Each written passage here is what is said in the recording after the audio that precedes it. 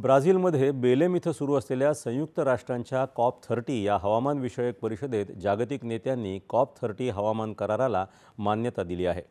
या परिषदेत 2 आठवडे सखोल विचारमंथन झाल्यावर काल रात्री या परिषदेचा समारोप होत असताना कराराला मान्यता देण्यात आली।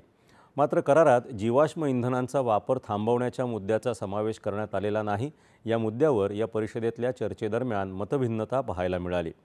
हवामानविषयक व्यापार तफावतीचा आढावा आणि विकसनशील देशांना देण्यात येणार असलेल्या निधीमध्ये तिप्पट वाढ या मुद्द्यांचा या करारात समावेश आहे। जगभरात हवामान बदलाला प्रतिबंध करण्यासाठी होणाऱ्या उपाययोजना अधिक गतिमान करण्याचं आवाहन या करारात करण्यात आलं आहे, जेणेकरून जागतिक उष्म्यामध्ये भर घालणारी तापमान वाढ 1.5 सेल्सिअस इतकी मर्यादित ठेवणं शक्य होईल।